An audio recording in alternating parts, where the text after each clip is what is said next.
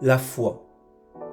La Bible dit que nos péchés sont pardonnés par le moyen de la foi en Christ, que Dieu considère que nous sommes en règle avec lui si nous avons la foi, que ainsi, étant mis en règle avec Dieu par la foi, nous avons la paix avec lui, que nous sommes sauvés par la grâce de Dieu par le moyen de la foi, et que enfin, nul ne peut plaire à Dieu sans la foi. Ainsi, nous ne pouvons pas connaître et nous approcher de Dieu sans la foi. Étant donné que la foi est si importante, il est important que nous comprenions clairement ce qu'est la foi et comment pouvons-nous l'obtenir et l'exercer.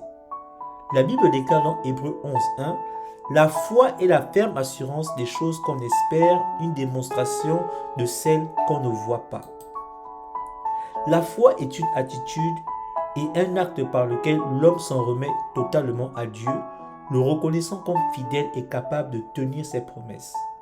Le sens littéral du verbe grec traduit par croire ou avoir la foi est adhérer à, mettre sa confiance, se confier.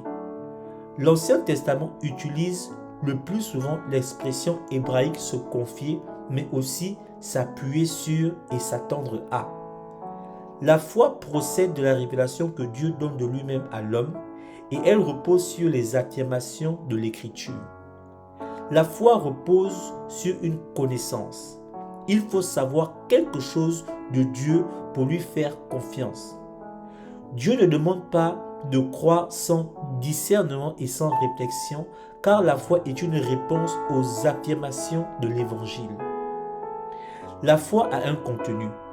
Elle n'est pas un mysticisme sans objet. L'objet de la foi est une personne, Dieu lui-même, ce qui inclut la personne de Jésus-Christ.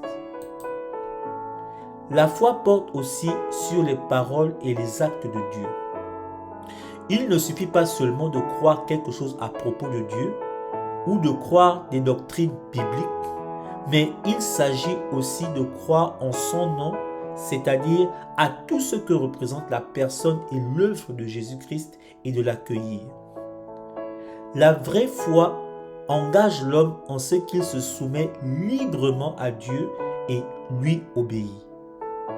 La foi est indispensable pour obtenir le salut ainsi que pour progresser dans la vie chrétienne. La foi est le seul moyen d'être au bénéfice de l'œuvre de Christ.